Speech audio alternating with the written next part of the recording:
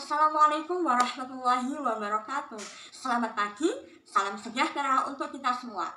Bagaimana kabarnya hari ini ya anak-anak? Alhamdulillah baik ya.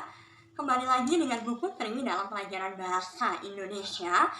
Dan pada pagi hari ini, bahasan kita adalah teks cerita sejarah.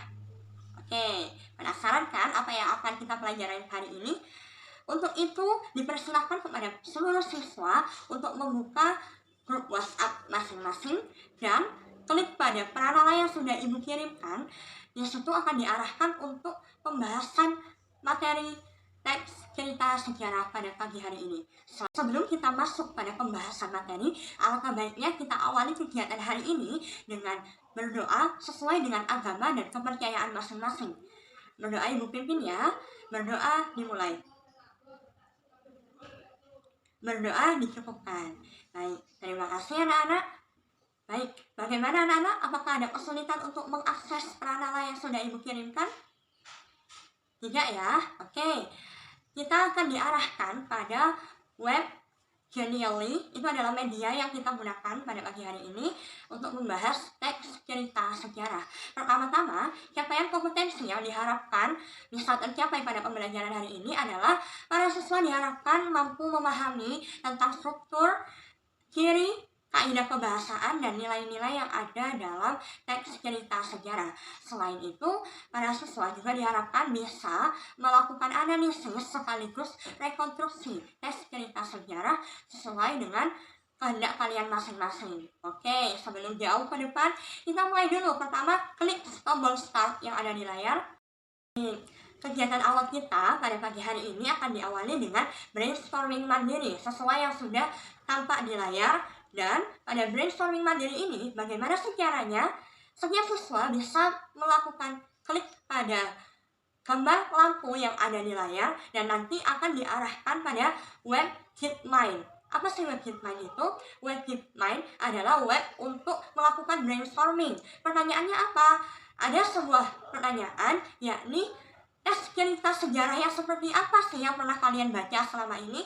Terserah kalian mau menuliskan judul atau mau menceritakan hal itu, silahkan dituliskan dengan membaca petunjuk pengerjaan terlebih dahulu ya. Di situ tertulis untuk melakukan klik 2 kali pada layar sehingga akan muncul bubble untuk mengetikkan jawaban kalian di situ. Oke?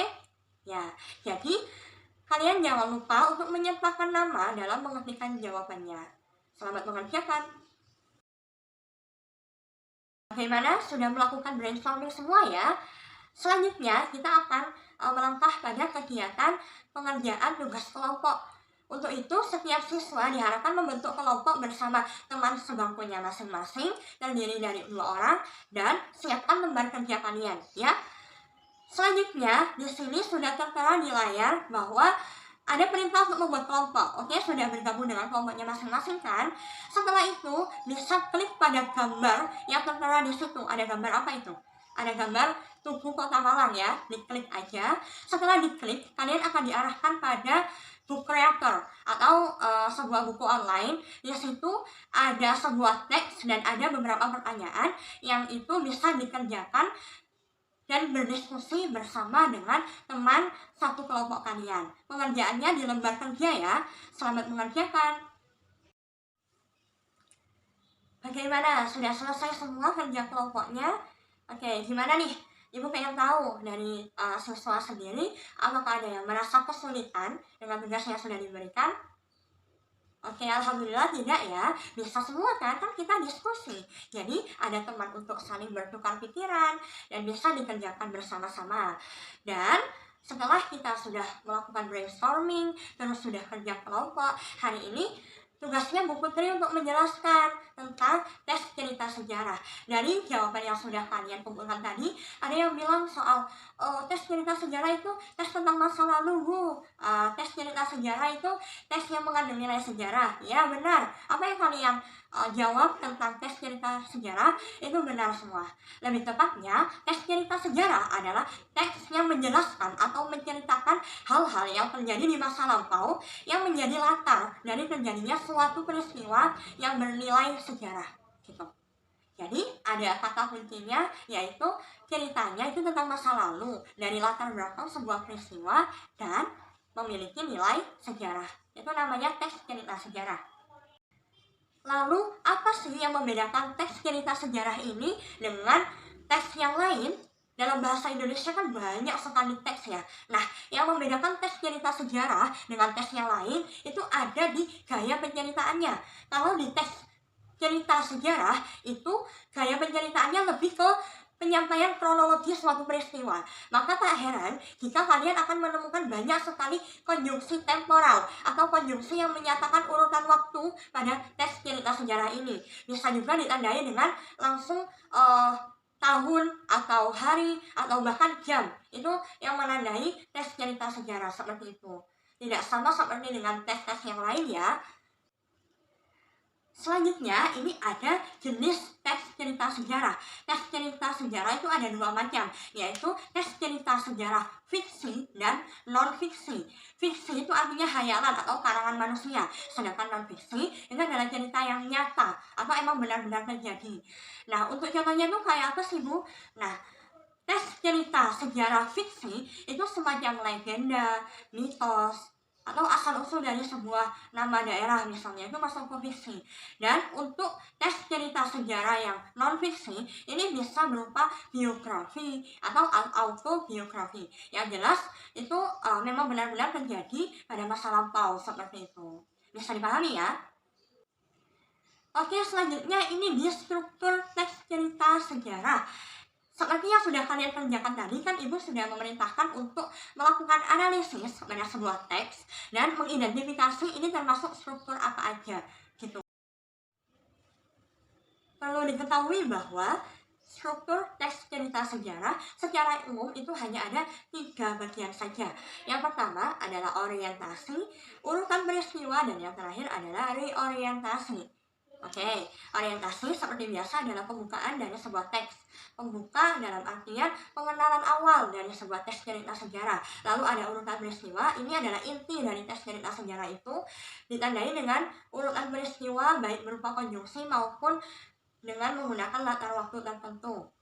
Lalu ada reorientasi yakni penutup, ditandai dengan adanya penyelesaian masalah ataupun nilai-nilai serta amanat yang disampaikan oleh penulis terkait teks cerita sejarah yang sudah dituliskan tadi, seperti itu. Untuk itu sekarang Ibu arahkan kepada siswa untuk mengklik tanda plus di layar. Di situ tertulis ada perintah bahwa silahkan klik pada gambar teleskop untuk informasi lebih lanjut. Apa tuh? Diklik ya gambar teleskopnya. Di situ ada satu informasi tambahan untuk siswa, yakni tentang struktur teks cerita sejarah. Kalau tadi secara umum itu hanya ada 3, maka secara perincian struktur teks cerita sejarah itu ada 6. Ada orientasi, ada pengungkapan peristiwa, menuju konflik, puncak konflik, resolusi, dan poda. Apa sih yang membedakan dengan yang utama tadi, Bu? Nah, kalau yang tadi itu hanya ada 3 karena dicakup secara umum saja. Tapi dalam struktur yang lebih rinci ini, bagian urutan peristiwa dibagi lagi menjadi 4 bagian. Ada pengenalan konflik, ada konflik utama, lalu ada penyelesaian, terus ada koda. Ya, seperti itu. Bedanya hanya di itu saja, sedangkan secara inti dan maksud itu sama saja. Oke?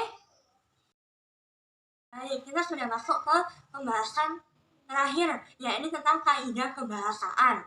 Nah, pada kaidah kebahasaan ini ada beberapa kaidah kebahasaan dalam teks cerita sejarah. Yang pertama itu menggunakan kalimat yang menyatakan peristiwa masa lampau. Jelas ya. Yang kedua, menggunakan konjungsi yang menyatakan urutan peristiwa, seperti yang sudah Ibu singgung tadi di awal. Yang ketiga, menggunakan kata kerja yang bermakna tindakan atau perbuatan.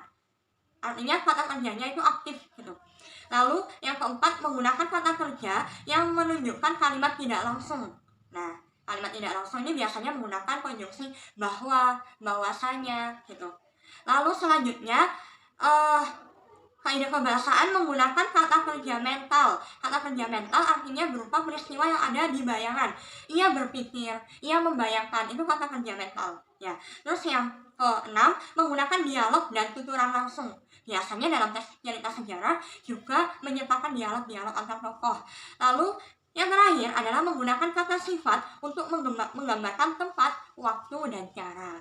Contohnya seperti apa? Di sana, terus tadi, itu contoh adalah kata yang menggambarkan tempat, waktu, dan cara. Seperti itu. Bisa dipahami? Baik, sampailah kita pada penghujung pembelajaran pada pagi hari ini tentang teks cerita sejarah. Dari anak-anak sendiri, apakah ada yang mau ditanyakan?